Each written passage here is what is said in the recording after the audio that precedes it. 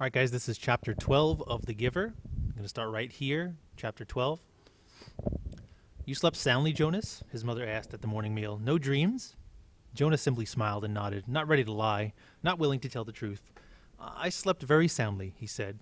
I wish this one would, his father said, leaning down from his chair to touch Gabriel's waving fist. The basket was on the floor beside him. In its corner beside Gabriel's head, the stuffed hippo sat staring with its blank eyes. So do I, Mother said, rolling her eyes. He's so fretful at night. Jonas had not heard the new child during the night because, as always, he had slept soundly. But it was not true that he had no dreams. Again and again, as he slept, he had slid down that snow-covered hill. Always in the dream, it seemed as if there were a destination, a something, he could not grasp what, that lay beyond the place where the thickness of snow brought the sled to a stop. He was left, upon awakening, with the feeling that he wanted, even somehow needed, to reach the something that waited in the distance, the feeling that it was good, that it was welcoming, that it was significant. But he did not know how to get there. He tried to shed the leftover dream, gathering his schoolwork and preparing for the day. School seemed a little different today. The classes were the same: language and communications, commerce and industry, science and technology, civil procedures and government. But during the breaks for recreation periods and the midday meal, the other new 12s were abuzz with descriptions of their first day of training. All of them talked at once, interrupting each other, hastily making the required apology for interrupting, then forgetting again in the excitement of describing the new experiences. Jonas listened. He was very aware of his own admonition not to discuss his training, but it would have been impossible anyway. There was no way to describe to his friends what he had experienced there in the annex room. How could you describe a sled without describing a hill in snow? And how could you describe a hill in snow to someone who had never felt height or wind or that feathery, magical cold? Even trained for years,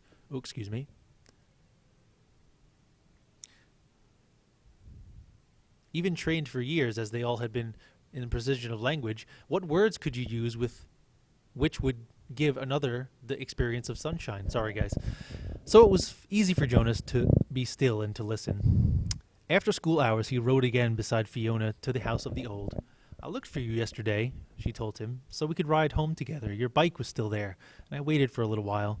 But it was getting late, so I went on home. I apologize for making you wait, Jonas said. I accept your apology, she replied automatically. I stayed longer than I expected, Jonas explained. She pedaled forward silently, and he knew that she expected him to tell her why. She expected him to describe his first day of training, but to ask would have fallen into the category of rudeness. You've been doing so many volunteer hours with the old, Jonas said, changing the subject. There won't be much that you don't already know. Oh, there's lots to learn, Fiona replied.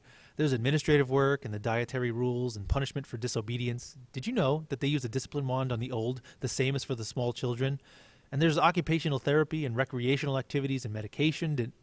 They reached the building and braked their bikes. I really think I'll like it better than school, Fiona confessed. Me too, Jonas agreed, wheeling his bike into its place. She waited for a second as if again she expected him to go on. Then she looked at her watch, waved, and hurried toward the entrance. Jonas stood for a moment beside his bike, startled. If it had happened again, the thing that he thought of now as seeing beyond, this time it had been Fiona who had undergone that fleeting, indescribable change.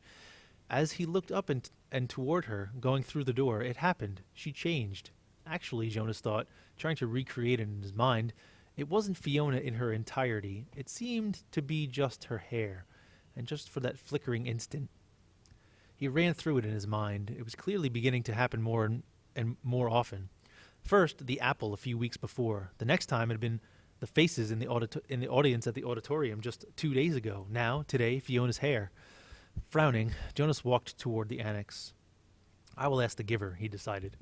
The old man looked up, smiling, when Jonas entered the room. He was already seated beside the bed, and he seemed more energetic today, slightly renewed, and glad to see Jonas. Welcome, he said. We must get started. You're 1 minute late. I apologize, Jonas began, and then stopped, flustered, remembering that there were to be no apologies. He removed his tunic and went to the bed.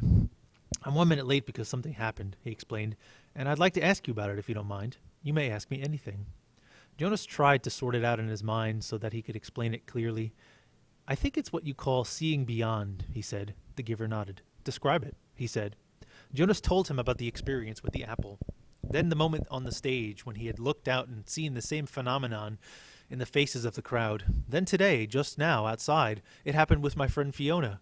She herself didn't change exactly, but something about her changed for a second. Her hair looked different, but not in its shape, not in its length. I can't quite... Jonas paused, frustrated by his inability to grasp and describe exactly what had occurred. Finally, he simply said, "It changed. I don't know how or why." "That's why I was 1 minute late," he concluded, and looked questioningly at the giver. To his surprise, the old man asked him a question which seemed unrelated to the seeing beyond.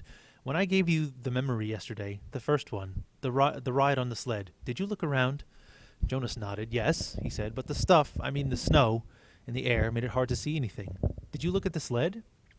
Jonas thought back. "No, I only felt it under me. I dreamed of it last night, too, but I don't remember seeing the sled in my dream either, just feeling it." The giver seemed to be thinking. "When I was observing you before the selection, I perceived that you probably had the capacity, and what you described confirms that. It happened somewhat differently to me," the giver told him. "When I was just about your age, about to become the new receiver, I began to experience it, though it took a different form. With me it was, well, I won't describe that now. You wouldn't understand it yet. But I think I can guess how it's happening with you. Let me just make a little test to confirm my guess. Lie down." Jonas lay on the bed again with his hands at his sides. He felt comfortable here now. He closed his eyes and waited for the familiar feel of the giver's hands on his back, but it didn't come. Instead, the giver instructed him, "Call back the memory of the ride on the sled, just the beginning of it where you're at the top of the hill, before the slide starts. And this time, look down at the sled." Jonas was puzzled. He opened his eyes. "Excuse me?" He asked politely, "But don't you have to give me the memory? It's your memory now. It's not mine to experience any longer. I gave it away. But how can I call it back? You can remember last year, or the year that you were 7 or 5, can't you?" "Of course. It's much the same. Everyone in the community has one-generation memories like those, but now you will be able to go back farther. Try. Just concentrate."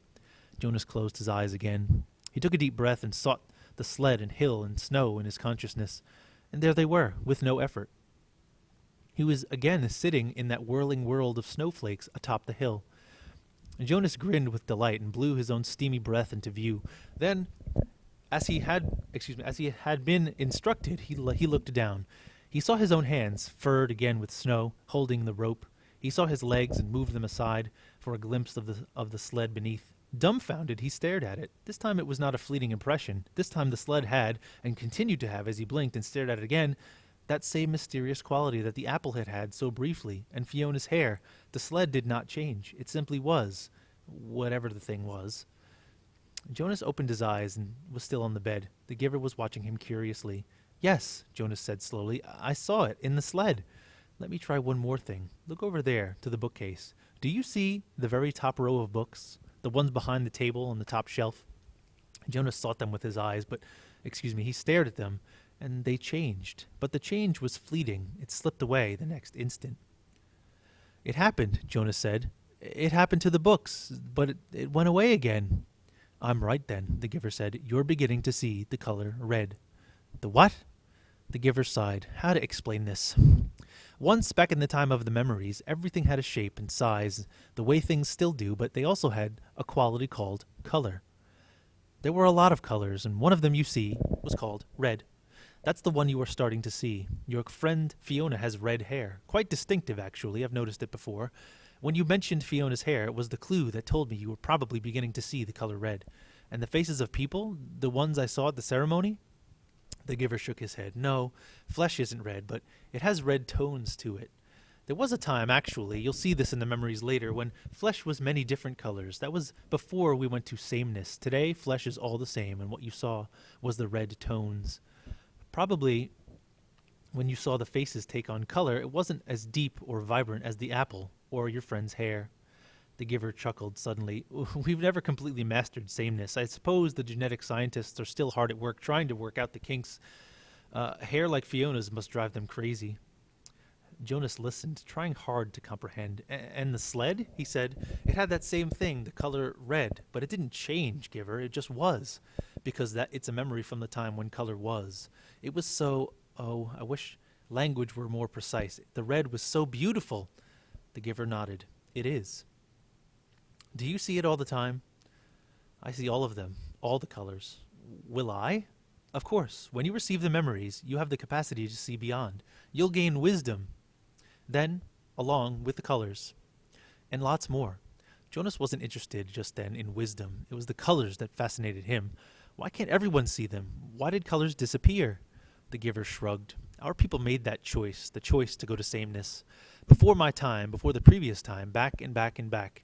We relinquished color when we relinquished sunshine and did away with differences. He thought for a moment. We gained control of many things, but we had to let go of others. We shouldn't have, Jonas said fiercely. The giver looked startled at the certainty of Jonas's reaction. Then he smiled wryly. You've come very quickly to that conclusion, he said. Took me many years. Maybe your wisdom will come much more quickly than mine. He glanced at the wall clock. Lie back down now. We have so much to do. Giver, Jonas asked as he arranged himself on the bed, how did it happen to you when you were becoming the receiver? You said that the seeing beyond happened to you, but not the same way. The hands came to his back. Another day, the giver said gently. I'll tell you another day. Now we must work. And I've thought of a way to help you with the concept of color. Close your eyes and be still now. I'm going to give you a memory of a rainbow. That is the end of chapter 12.